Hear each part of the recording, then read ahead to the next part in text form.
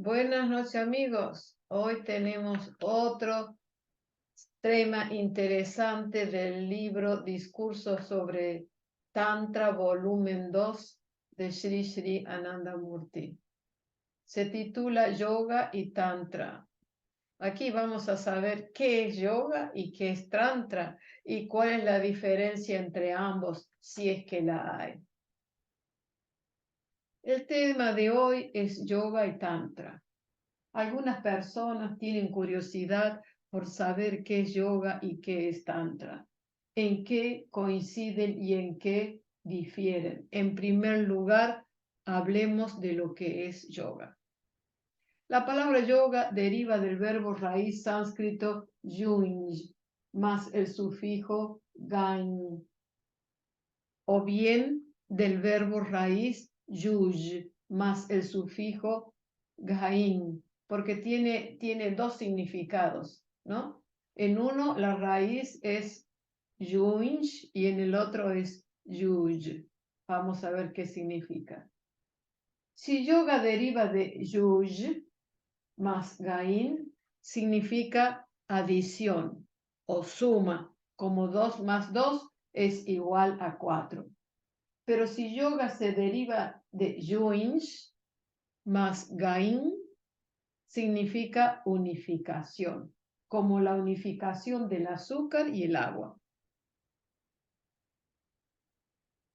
Cuando el azúcar y el agua se mezclan, ya no se encuentra el azúcar separado del agua. Pero en el caso de 2 más 2 es igual a 4. Encontrarán el primer 2 y el segundo 2 por separados. 2 mangos más 2 mangos es igual a 4 mangos. Aquí todavía podría ver los 4 mangos por separado. Así que en el caso de yuj más gain, yoga significa unión o suma. Y en el caso alternativo significa unificación. Además de las dos derivaciones de yoga, también hay varias definiciones de yoga.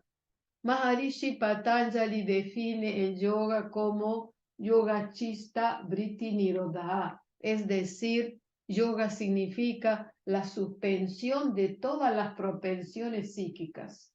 En la mente humana hay 50 propensiones principales. Si por algún medio especial se suspenden las propensiones, sus expresiones se detienen y en ese caso la mente dejará de funcionar. Ese estado de suspensión psíquica se denomina aquí yoga. Sin embargo, más arriba, al inicio de la lectura, hemos definido yoga como unificación y podemos ver que la suspensión de las propensiones, según Patanjali, no significa en absoluto que esas propensiones se unifican. Si decimos que yoga significa la suspensión de las propensiones mentales, esas propensiones están suspendidas, pero no están unidas a nada. Por eso no puede ser yoga. La suspensión de las propensiones no conduce necesariamente a la unificación de la mente unitaria con la mente cósmica. Esta definición no aclara con quién o con qué se produce la unificación. Por tanto, esta definición de yoga no es aceptable. Entonces, hemos dicho que hay dos tipos de yoga según la raíz del verbo. Una indica que es una suma o adición. 2 naranjas más 2 pomelos son 4 frutas cítricas, pero no están unidos, se ha sumado, quiere decir es adición. Sin embargo, si mezclamos azúcar con leche o azúcar con agua, veremos que se unifican porque no se pueden separar más. Eso es lo que es la unificación. Muy bien. La segunda definición del yoga quiere decir, es decir, cuando la mente está libre de cualquier tipo de pensamientos. La mente está completamente libre de pensamientos. Ese estado se llama yoga. El autor aquí, Sri Sri Anandamurti, está diciendo primero la definición de yoga que otros han dado. Entonces está explicando la suspensión o el control no es unificación. Y aquí tampoco, es decir, controlar los pensamientos donde no hay expresión, eso tampoco es yoga, porque yoga quiere decir unificación. Sin embargo, si la mente se libera del pensamiento, no conduce a la unificación. Eso es, que por eso no es unificación. La mente deja de pensar, pero eso no es unificación. Cuando la gente está en un sueño profundo, cuando ni siquiera sueña, la mente se libera del pensamiento y la gente se vuelve inconsciente. Es decir, uno no está durmiendo, pero ni siquiera sueña, entonces la mente no tiene conocimiento. En ese estado también la mente deja de pensar, pero ¿eso es yoga? No. Ahora, otra definición dada por Sadashiva. Saben que el señor Shiva existió hace 7000 años. Fue el primero en expandir la espiritualidad propiamente dicha. ¿Qué dijo Shiva? Dijo, San Yoga, Yoga ityukto jivatma paramatmano. O sea, la unificación del alma individual, que quiere decir el jivatma. El jivatma es el alma individual con el alma universal, es decir, Paramatma, el alma universal, es yoga. O sea, la unificación del ser individual con el ser cósmico, eso es yoga. Esta parece ser la mejor definición, la más científica. Veamos ahora qué es Tantra, o sea, que está claro lo que es yoga, la unión del ser individual con el ser cósmico. Ahí está. Eso es la definición de yoga.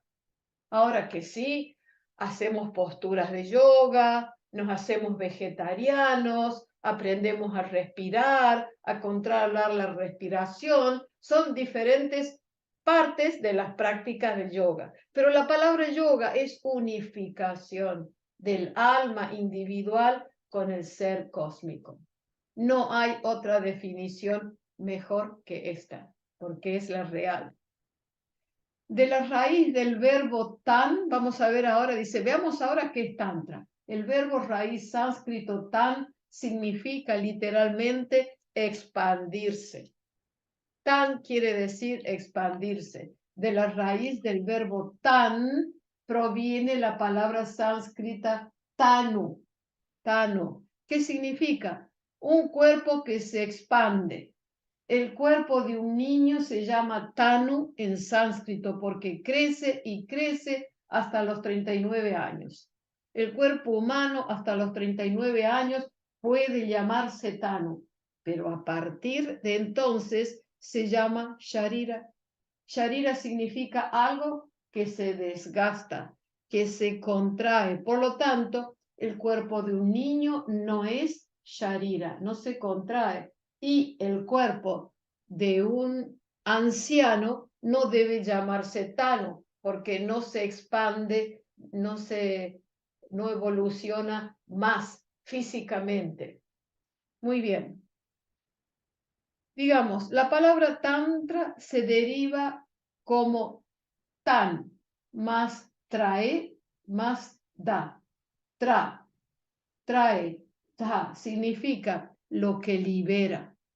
Entonces, tan significa expansión de la mente y tra significa lo que libera. O sea, el tantra es la ciencia que libera la mente para la autorrealización del ser. Entonces, estamos tratando de ver cuál es la diferencia entre tantra y yoga. Así que tantra significa la ciencia que muestra el camino para la emancipación de la entidad humana a través de la expansión psicoespiritual. En otras palabras, el espíritu del Tantra es seguir siempre expandiéndose. Muy bien, vamos a ver si realmente hay una diferencia. Que el yoga es la unión del ser individual con el ser cósmico. Y Tantra es la ciencia que a través de las prácticas espirituales expande la mente. ¿Para qué? Para la liberación del ser. Aparentemente no hay diferencia. Sigamos investigando. Tantra también tiene otro significado. Aquí hemos aprendido Tan, expansión, y Tra, liberación. Y ahora tiene otro significado. Tan siempre significa expansión. Y vamos a ver lo que significa acá Tra. Vamos a ver. Dice, en el alfabeto indoario hay 50 letras. La A es la primera letra y la Ksha es la última. Ahora bien, las principales propensiones humanas son 50, pero dentro de una propensión hay varias subpropensiones, porque las propensiones tienen cierta facultad, y es que pueden trabajar en 10 direcciones y también pueden funcionar tanto interna como externamente. Así que, en última instancia, obtenemos el número total de propensiones como 50 britis principales. Britis quiere decir propensiones, expresiones de la mente. Por 2, entonces quiere decir que las propensiones se expresan interna y externamente. Por 10, que funcionan en 10 direcciones, lo que equivale a 1000. O sea, hay 50 emociones, propensiones. Se expresan internamente y también se expresan externamente. Y funcionan en 10 direcciones, así que 50 por 2, por 10 viene a ser 50 por 2 son 100, por 10 direcciones son 1000 expresiones de la mente, ¿ok? Estas 1000 propensiones están controladas por la glándula pineal en el cerebro.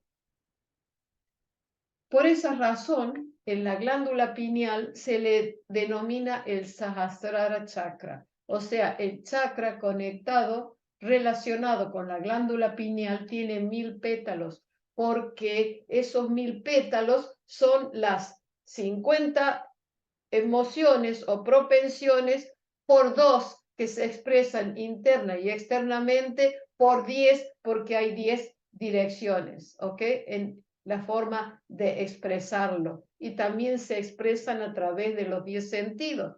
Por ejemplo, uno puede expresar amor con una palabra, con un gesto, con una mirada, ¿ok? Quiere decir que el mismo Briti, la misma propensión se expresa en diferentes modos. Y también tenemos 10 órganos sensoriales y motores. Por eso se dice también 10 direcciones.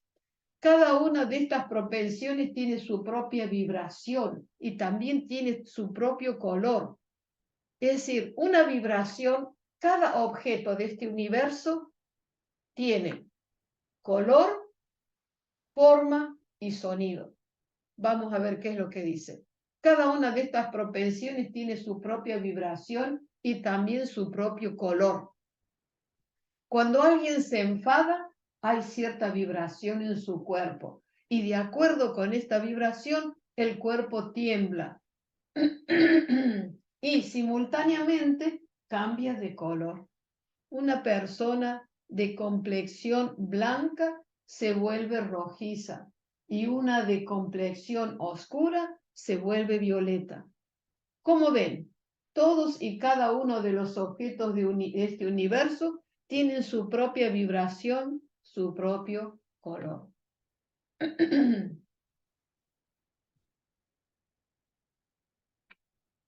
Estas vibraciones que representan alguna acción o algún objeto se denominan expresiones acústicas. Una persona cuando está enfadada habla de una manera determinada, pero la misma persona en estado normal habla de una manera diferente. La voz de la persona enfadada ha sufrido un claro cambio en su estado normal a una persona. Digamos así que una persona que está enfadada cambia su estado normal de acuerdo a su vibración mental. Asimismo, todas y cada una de las propensiones tienen su propia vibración y cada persona tiene un color y un sonido determinado.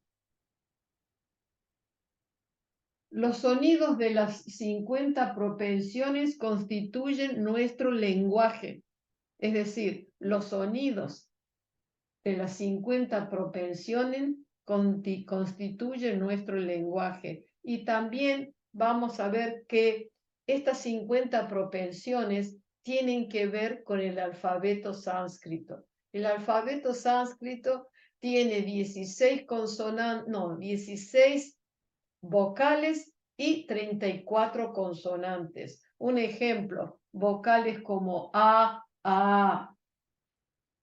I, U, E, Ai, An, Aja. Diferentes, o ri, liri. Todos estos son vocales en el alfabeto sánscrito y al mismo tiempo hay 34 consonantes, por ejemplo, ka, ja, ga, cha, ta, da, na, etc. ¿Ok? Entonces, estos sonidos del alfabeto, las primeras son vocales, las que siguen son consonantes del alfabeto sánscrito. Son nuestras expresiones acústicas. ¿Por qué decimos que son nuestras expresiones acústicas? Porque cada una de estas vocales, cada una de estas consonantes expresan una emoción. ¿Ok? En otro momento, en otro encuentro, hablaremos del significado que estas letras, estos sonidos, expresan con nuestras emociones. Y eso está relacionado con los diferentes chakras. Por eso es que cuando uno hace posturas de yoga, puede equilibrar el cuerpo y la mente, porque las posturas de yoga afectan nuestras glándulas y las glándulas controlan y equilibran las emociones, ¿ok? Y también la meditación naturalmente. Y la dieta, chicos, muy importante. Dime lo que comes y te diré quién eres. Si uno come carne muerta o carne de animal, el ser humano no está hecho para digerir carne. ¿Qué pasa? Que en la antigüedad, en la prehistoria, los seres humanos eran vegetarianos, comían hojas verdes, frutos, pero claro, vino la época de hielo y que iban a comer, entonces para sobrevivir comían carne. Pero ya ha pasado, chicos, la época de hielo. Tenemos 4 estaciones, a Dios gracias, tenemos lo que comer, ¿ok? Entonces no hay que comer carne animal, porque el ser humano no está hecho con las glándulas salivares para la digestión de carne, y menos de carne muerta, ni de viva, ni qué hablar. Muy bien, no somos caníbales. Entonces, cada sonido tiene su propio color y debido a estos 50 sonidos y 50 colores, llamamos al alfabeto sánscrito Varna Mala. Varna Mala quiere decir un collar de colores en sánscrito. Varna quiere decir letra, ¿ok? Y hay Swarna Varna, vocales. Y esta otra dice Vyanjana Varnas, consonantes. Significa literalmente color. Varna es color. Quiere decir, chicos, que cada emoción, cada pensamiento nuestro tiene un sonido, un color y un significado. ¿No es cierto? Cuando uno medita por un tiempo, cuando ya hace tiempo que medita, es muy fácil entrar a un sitio o ver a una persona y sentir, hay algo que uno no es adivino, ni es que sea mago, ni nada de eso, pero se puede sentir a la persona, en el rostro, en la forma de actuar, en la forma de hablar. Uno puede saber si alguien es sincero, si te está engañando. ¿Por qué? Porque digamos que los pensamientos también son vibraciones y eso y tiene sonido, no un sonido que escuchamos, pero que se presiente, que se siente, ¿ok? Entonces, por eso dice Axim, hay principalmente 50 sonidos o colores, pero en segundo lugar, 1000 sonidos o colores. Como he dicho, todas y cada una de las propensiones tiene un color particular. El color del principio sutil es blanco, o sea que el blanco es el principio sutil y también significa bienestar. El del amarillo es mutativo, quiere decir que es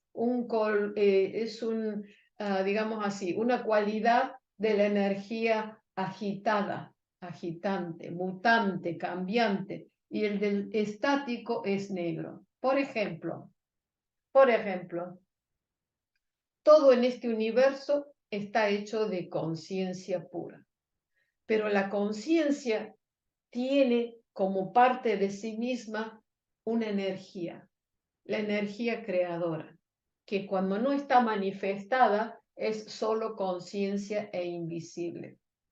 Pero por voluntad cósmica comienza la creación y parte de la energía empieza a danzar, por decir así, sobre la conciencia y manifiesta lo que se manifiesta la creación. Entonces, la energía tiene tres cualidades. Una que es sutil, es el color blanco, es el bienestar, la paz, la concentración. Y la otra es mutante, agitada, es de color amarillo. Y la otra es negra, digamos así, estática. Y lo podemos ver en la naturaleza. Las flores se van abriendo, abriendo y son hermosas, hermosas, con aroma y se mantienen frescas durante unos días y quiere decir que predomina la energía sutil, que es de color blanco. Y luego, poco a poco, con el tiempo, con los días se va marchitando la flor y entonces quiere decir que van mutando su naturaleza y se va marchitando. Y llega un momento en que se seca y quiere decir que allí predomina la energía estática y eso es el color negro estático. ¿Ok? Y así sucede con las personas. De acuerdo a lo que nos interesa, de acuerdo a lo que está en nuestro corazón, ¿qué es lo que buscamos? Buscamos lo profundo, buscamos la música, la espiritualidad, lo sutil. Entonces, nuestra naturaleza será predominantemente sutil. Y si en cambio tenemos una mente, digamos así, esas tres cualidades de energía se encuentran en todos los seres humanos y en todas las cosas y van cambiando una más, otra menos, según nuestros pensamientos, según nuestras actividades, y nuestras, digamos así, propensiones, vamos a ir eligiendo digamos así, lo que nos guste hacer en la vida. Y nos va, digamos, la energía esta nos va a ir conduciendo, nosotros tenemos que conducir a la energía en realidad, tenemos que direccionarla. Y la meditación, ¿qué es lo que hace? La dieta vegetariana, ¿qué es lo que hace? Las prácticas del tantra o de yoga, ¿qué es lo que hace? Sutilizarnos, volvernos más sutiles, más espirituales, ¿ok? Balanceando, equilibrando el mundo, las acciones dentro de este mundo material y también del mundo espiritual. Ni la materia 100%, ni el mundo espiritual 100%. ¿Por qué? Porque entonces no podríamos vivir en este mundo material. Pero sí podemos vivir en este mundo material sintiendo que todo lo que está a nuestro alrededor es conciencia infinita. Y como es conciencia infinita, no nos recrudece. Por ejemplo, ahora va a hablar de los sonidos, de algunos sonidos del alfabeto sánscrito. Ya es el sonido del principio mutativo, del principio activo. Ahora bien, estos sonidos representativos se llaman bija mantras en sánscrito y raíces acústicas en español. Ya es la raíz acústica del principio mutativo. Sa es la raíz acústica del principio sutil y sha es la raíz acústica del principio estático. Cuando alguien camina y comienza a moverse, produce un sonido cat, cat, cat. Así que la expresión acústica del movimiento es cat, cat, cat. Cada pensamiento, cada movimiento tiene un sonido.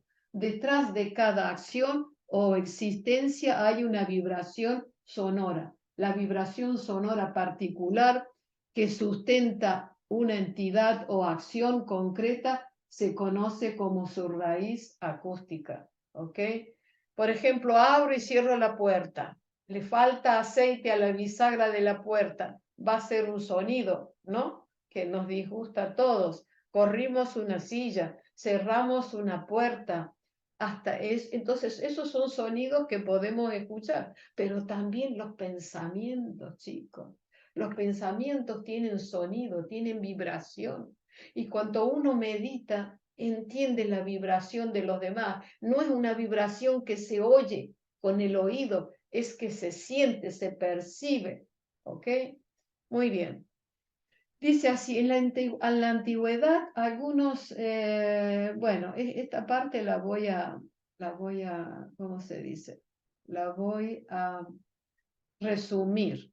Aquí dice que en la antigüedad había gente muy ortodoxa que y evitaban llevar zapatos de cuero y usaban unos tipos de zapatos de madera. Entonces, la madera hacía mucho ruido, se imaginarán, ¿no es cierto? Entonces se llamaba, el ruido que hacía la madera era tac, tac, tac, tac. Bueno, la cuestión es que hay un derivado de ese sonido y esa palabra que al final en el anglicismo lo llamó Tagore. De ahí viene el nombre de Tagore. Se transformó también eso en un apellido. Bueno, así que ahora está claro que hay una raíz acústica detrás de todas y cada una de las acciones, detrás de todas y cada una de las existencias. Como he dicho, ya es la raíz acústica del principio mutativo. Del mismo modo, Ra es la raíz acústica de la energía, que significa todas las variedades de energías. Sha más Ra igual a Shri, que significa donde el principio mutativo está respaldado por la energía.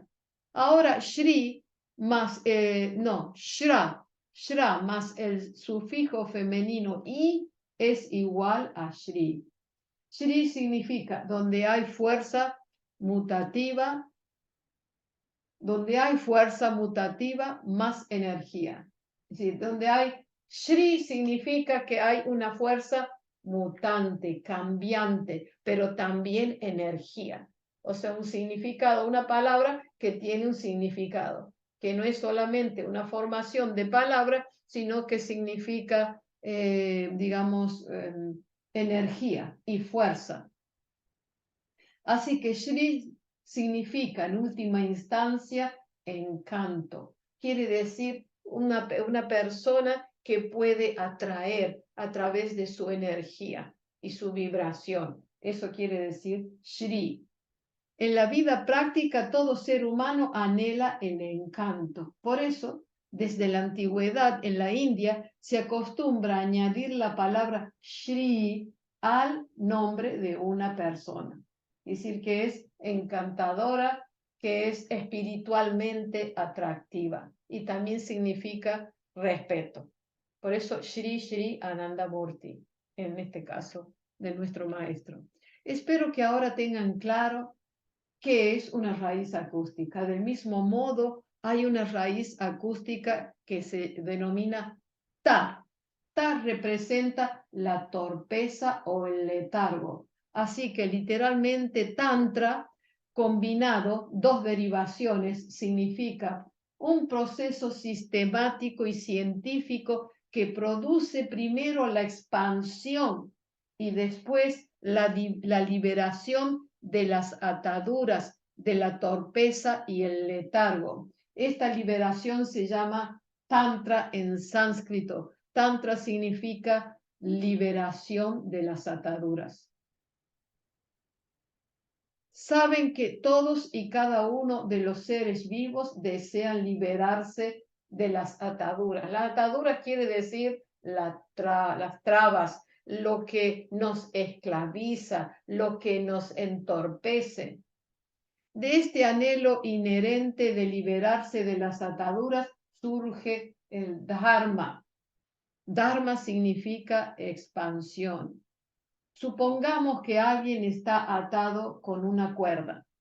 Si el cuerpo de la persona se expande y se hincha o se hace cada vez más grande, la cuerda se romperá. Así que el Tantra se define como el proceso de expansión y de emancipación de las ataduras crudificantes. Quiere decir, si una persona está atada y empieza a crecer, a expandirse, pues las ataduras se van a romper y la persona se va a liberar. De esa misma manera, si nuestra mente que se empequeñece con la materia, con las cosas de todos los días, se embrutece, se entorpece, se duerme, se vuelve aletargada, se expande con la vida espiritual. Todas esas, digamos así, las torpezas, todo, digamos, todas las trabas se romperán y entonces florecerá el ser.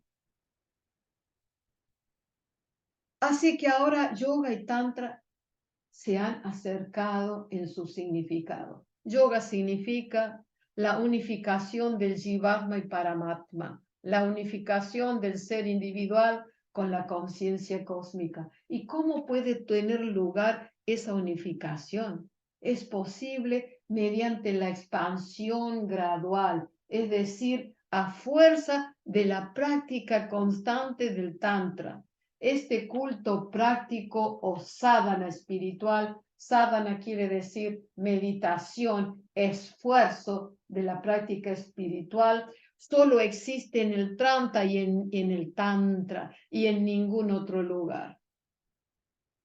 Es decir, la oración y el elogio solo engañan a uno. Así, a ver, hay gente que ora y orar a Dios es bueno, no es malo de ninguna manera, porque es como nosotros hacemos kirtan, cantamos kirtan u otras canciones del maestro que se llaman canciones del amanecer, Prabhat Sangita, y cantamos antes de la meditación y bailamos antes de la meditación. ¿Para qué? Para despertar ese sentimiento sutil. Y luego meditamos muy lindo y con mucha emoción. Otras personas oran. Orar también es una forma de ir más allá de la mente consciente y subconsciente y despertar un sentimiento noble, un sentimiento sutil. Pero hay gente que se dedica, digamos así, a elogios, elogiar a Dios, ¿no? Como dice, ay, tú eres esto, tú eres el otro, dame, Dios mío, tal cosa. Entonces, por eso dice que en este caso, este modo de rezarle a Dios y elogiarle, y eso, dice, es un engaño a sí mismo. Únicamente a fuerza del culto, práctica espiritual, se puede alcanzar el éxito. Muy a menudo vamos a encontrar en los textos de Ananda Murti la palabra culto, pero aquí la palabra culto se refiere a práctica espiritual. Por lo tanto, sadhana es tantra y tantra es sadhana. Por lo tanto, meditación, hacer el esfuerzo, porque sadhana no es solamente meditar, chicos. Sadhana es cada acción de nuestra vida. Si una persona crea una familia, tiene que mantenerla, criar los hijos, que estudien, quiere sobresalir en todo. Todo es sadhana, todo es esfuerzo. Y la meditación es esfuerzo. No hay una palabra en español ni en inglés que signifique lo que es sadhana, porque sadhana es el esfuerzo que nos lleva, digamos así, al triunfo en la vida espiritual, el esfuerzo constante. Ahora bien, ¿cómo se puede alcanzar siddhi?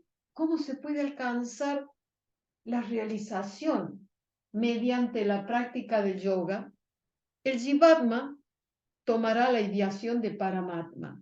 Es decir, ¿cómo puede lograr? El Jivatma, que es el alma individual, tomará la ideación, el pensamiento de Paramatma, la conciencia suprema. Y entonces el primero, o sea, el alma individual, se unificará con el segundo. ¿Cómo es posible que el microcosmos se convierta en macrocosmos? ¿Cómo es posible? El macrocosmos o Paramapurusha o la conciencia suprema tiene una característica única, y esa característica es que quien medita en él se unifica con él. La propia naturaleza de la mente es convertirse en lo que piensa. Si se piensa en dinero, la sustancia mental se convertirá un día en un proceso gradual de purificación en dinero. Después de la muerte física, la mente se convertirá en dinero y podrá encontrar refugio en una caja fuerte de un prestamista. ¿Será esto deseable? No, ciertamente no. ¿Qué quiere decir? Uno se transforma en aquello que piensa. Si uno piensa en la conciencia cósmica, poco a poco la mente se va transformando en la conciencia cósmica. Si la hay gente que enseña a las personas y dice, ven, te voy a enseñar a meditar para que consigas más dinero, para que consigas una chica bella o un hombre rico. Ven, pues es la perdición. Van y pagan. A lo mejor consiguen algo, pero lo consiguen muy efímeramente en la vida. Porque, ¿qué dice aquí? Si la meta de una persona es solo el dinero, la mente toma esa vibración y esa forma. Entonces tú te transformas en lo que piensas. Nos transformamos en aquello que pensamos. Entonces, si el objetivo es el dinero solamente, esa persona cuando muera, digamos, ¿cuál es lo que predomina en su mente? Lo que ha predominado, el dinero. Entonces, por eso dice, ¿qué buscará? Buscará encarnarse en una caja fuerte. ¿Por qué? Porque todo tiene conciencia. Y si uno deja este cuerpo y vuelve a renacer, a ver cómo uno renace. Entonces, el objetivo de la vida tiene que ser siempre espiritual y la conciencia cósmica. Y mientras andamos a ese camino, a esa meta, tenemos que hacer el bien a nuestro alrededor, por nosotros mismos y por los demás. Dice, uno se convierte en lo que piensa.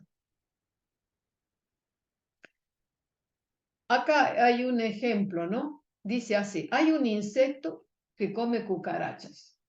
Cuando ese insecto se presenta ante una cucaracha, ésta se asusta mortalmente. Debido al susto, sus fibras nerviosas dejan de funcionar. Y cuando, y cuando el susto se hace más intenso, sus células nerviosas también dejan de funcionar. El gran susto crea en la mente de la cucaracha una imagen de ese insecto voraz. Claro, tiene tanto miedo del insecto que solo piensa en el insecto y en su mente se ha formado la idea de ese insecto.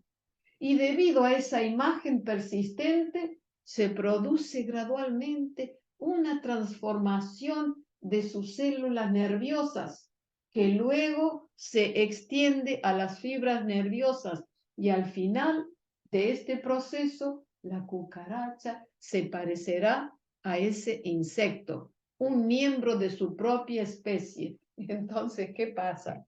La cucaracha tiene tanto miedo de ese insecto que piensa continuamente y al pensar continuamente no solo sus pensamientos cambian, sino sus propias células cambian. Sus células nerviosas, sus fibras nerviosas, su cuerpo, todo cambia. Entonces, ¿qué pasa? ¿Qué pasa? Quiere decir que la cucaracha ahora se parece a un miembro de la tribu de ese insecto. Entonces el insecto realmente piensa que la cucaracha es un miembro de su propia tribu. Así que, ¿cómo puede comerse a la cucaracha? Si los seres humanos asumen la ideación cósmica, el pensamiento cósmico, también se convertirán en la entidad cósmica. ¿Qué les parece? ¿Pensamos en el dinero o pensamos en la entidad cósmica? Ahora, la pregunta es, ¿cómo pueden los seres humanos concebir la ideación de Paramapurusha? Ahora nos preguntamos, ¿cómo podemos nosotros lograr concentrarnos en la conciencia cósmica? Fíjense, los gyanis, que son los eruditos, analizarán. Paramapurusha es así y asá. Quiere decir que los intelectuales dirán, Paramapurusha es así y asá. Los karmis, los que se dedican a las acciones, pensarán que Paramapurusha es un maestro de la acción. Es decir, cada uno, digamos así, lo define a la conciencia cósmica de acuerdo a su mentalidad. Los gyanis dirán, él es así, ya se van a describir los intelectuales, describen y describen y describen, ¿no? Entonces, los karmis, los que hacen servicio, o los que actúan, los que se dedican a las acciones, porque karmi quiere decir también una persona que hace servicio social, pero también quiere decir gente que se dedica, sí, al servicio social, a las cosas del mundo, trabajan, actúan. Entonces, los karmis hablarán de la conciencia cósmica y dirán que él es un gran maestro. Un devoto pensará, puedo ser una persona virtuosa, puedo ser pobre, puedo ser erudito o tonto, pero, oh Señor, solo te pertenezco a ti. Y los devotos piensan en el Señor igual que la gente piensa en sus seres más cercanos y queridos. Es decir, el devoto, hay tres tipos de personalidades de acuerdo al yoga. Unas que son intelectuales, otros que están identificados con la acción y más acción, y otros que son devotos, ¿no? El ideal es tener las tres cualidades, pero fíjate, si una persona es solo intelectual, pues solo define Dios es esto, Dios el otro describe. Y si otro, y el karmi, ¿qué va a decir? Con la acción, Dios es un gran maestro de la acción. Y los devotos dicen, pues, yo no sé si soy eficiente, si no soy eficiente, pero Señor, yo te amo. ¿Mm? Yo te amo. Pero ellos piensan, Paramapurusha es mío, la conciencia cósmica es mía. Y en este proceso de ideación constante, sus mentes se expanden gradualmente. Quiere decir que cuando pensamos en él, la mente se expande gradualmente porque el amor ayuda a que nuestra mente se amplíe, se expande y se unifique. A partir de esta clase de cercanía, una persona se convierte finalmente en uno, se unifica con Paramatma, la conciencia suprema. A tal persona devota se le llama Bhakta. Bhakta quiere decir devoto o devota. Así vemos que los gyanis son tántricos. Así vemos que los gyanis, los intelectuales, también pueden ser tántricos, porque mediante la adquisición de conocimiento expanden sus mentes y así se unifican con la mente cósmica omnipresente. Los karmis, los que actúan, también son tántricos porque a fuerza de acciones expanden sus mentes y se fusionan con Paramapurusha. Los bhaktas o devotos también son tántricos porque desarrollan tanto amor y devoción por Paramapurusha que en el proceso de pensar constantemente en la conciencia cósmica se unifican con Paramapurusha. Así apenas hay diferencia entre Tantra y Yoga. Digamos, Gyan, Karma y Bhakti son las tres ramas principales del yoga. Y por eso dice, así que apenas hay diferencia entre Tantra y Yoga. Realmente es lo mismo. Pero si hay una cosa, hay una cosa, la vida humana es muy corta. Aquellos que quieren cultivar el conocimiento pueden no tener tiempo suficiente. Incluso si empiezan a cultivar el conocimiento a la edad de 5 o 6 años, el tiempo no será adecuado. Quiere decir, el alcance del conocimiento es infinito, mientras que la vida es finita o corta.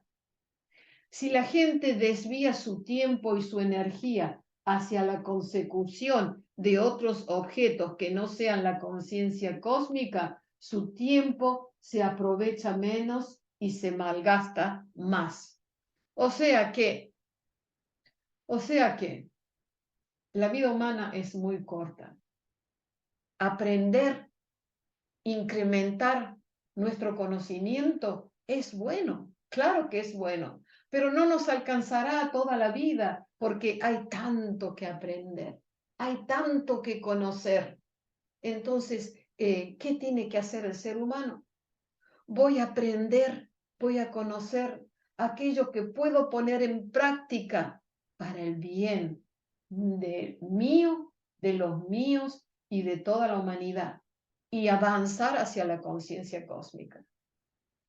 El conocimiento sirve de mucho, no es que no sirva, pero solo el conocimiento es un camino, como dice acá, los que son intelectuales también van a llegar a Dios, claro que van a llegar a Dios, y los que son karmi también, pero veamos lo que dice el autor. Después de batir, quiere decir después de mezclar los 4 Vedas y todas las escrituras, los yogis asimilan la quinta esencia. Quiere decir, después de estudiar los Vedas y las escrituras, los yogis asimilan la quinta esencia, la parte sutil. Los llamados eruditos consumen las partes no esenciales. Quiere decir que, digamos que aquellos que son muy devotos asimilan de los Vedas o las escrituras, asimilan la mantequilla. digamos así, aquello que es la esencia. Y a lo mejor los intelectuales se lo saben todo de memoria, pero eso no significa que sea esencial. Por eso dice, los llamados eruditos consumen las partes no esenciales. Los 4 Vedas y todas las escrituras son tan vastas como el océano, al igual que el batir el yogur, al batir el yogur separamos la mantequilla del suero de leche. Al batir el océano de las escrituras, la mantequilla sale a la superficie y el suero de leche permanece en el fondo. Aquellos que son verdaderos devotos se comen la mantequilla y los llamados intelectuales empiezan a pelearse entre ellos por la distribución del suero de leche. Y en última instancia, eso también puede echarse a perder antes de lo que se lo puedan beber. Y acá hay una historia. Vamos a ver, esta la voy a resumir. Dice, a todos nos gustan los mangos, o a muchas personas nos gustan los mangos. Y dice el autor que hay 1500 variedades de mangos. Entonces van un devoto y un intelectual a un campo donde hay muchos tipos y muchas plantas de mangos. Entonces el intelectual empieza a ver las hojas, a contar y los tipos de mango y a describir y a contar las hojas de los árboles, y se hace de noche y ya no puede ver nada. Y el devoto apenas llega ahí, ¿qué es lo que hace? Se sube a los árboles y se come los mangos. Entonces, por eso dicen, el intelectual se puso a cavilar sobre qué variedades de mango había en aquel huerto, y en el proceso de este constante análisis se puso el sol y cayó la noche sobre el huerto. Entonces empezó a contar los números de las hojas, las ramas, las ramitas, etc. La noche se hizo más oscura, pero ¿qué hizo el devoto mientras tanto? Enseguida se subió a un árbol y empezó a comer los mangos. Por regla general, los devotos son más inteligentes que los intelectuales. Utilizan su tiempo de forma adecuada, y ustedes sabrán que los que utilizan su tiempo de forma adecuada son más inteligentes que los que no lo hacen. Analicemos ahora cómo se comportan los devotos. Los devotos están seguros desde el principio de que el Señor les pertenece a ellos y solo a ellos. Cuando algo pertenece a alguien, no queda ningún obstáculo o impedimento entre la persona y la pertenencia. Supongamos que hay un hijo que dice, mi padre, dice, mi padre. Ese hijo puede ser un erudito o un gran tonto, puede ser rico o pobre, pero después de todo, su padre le pertenece y puede acercarse fácilmente a su propio padre y servirlo. En ese momento, ningún padre le dirá, eres un tonto, vete de aquí. Nunca podrá hacer tal cosa. Hay una relación familiar entre el padre y el hijo y la hija, y debido a esta relación familiar, la intimidad entre los dos seguirá creciendo y los pensamientos internos también permanecerán muy, muy puros. Por eso, los sabios dicen que el culto a la devoción es el más grande, es el mejor método para expandir la mente, y como el espíritu fundamental del Tantra es expandir la mente, rompiendo las ataduras, la devoción es el mejor Tantra. Por esto repito una y otra vez que el Tantra y el yoga no son diferentes el uno del otro, sino que son casi lo mismo. Los devotos practicarán asanas, pranayamas, dharana y dhyana. Los devotos practicarán el Ashtanga Yoga, o sea, los diferentes pasos del yoga, y durante esta práctica tendrán un pensamiento primordial en su mente, que la entidad en la que están pensando es su pariente más cercano y que nadie está más cerca de ellos que su Señor. Gracias a ello, la mente del devoto se expandirá mucho en un corto periodo de tiempo. En la vida de una persona de acción, el kirtana es una danza espiritual que se hace antes de la meditación y despierta una bienaventuranza. Entonces dice así, en la vida de una persona de acción, el kirtana puede o no jugar un papel importante, pero en la vida de una persona devota, el kirtan es indispensable. Para decirlo más explícitamente, un devoto no puede vivir sin kirtana, igual que no se puede sacar un pez del agua. Si sacas un pez del agua, morirá instantáneamente. Del mismo modo, si se impide a un devoto hacer kirtana, la persona morirá. El secreto del corazón de un devoto es conocido por la conciencia cósmica, por Paramapurusha.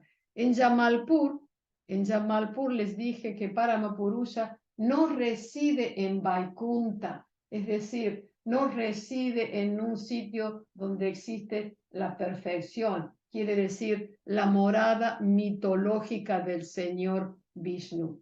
Ni es un trono, ni en el corazón de un yogi. O sea, la conciencia cósmica no permanece en su palacio mitológico, ni en un trono, ni en el corazón de un yogi. En realidad reside en el corazón de un devoto. Un devoto siempre está obligado a pensar en Paramapurusha en su corazón, porque su relación mutua es de amor y devoción.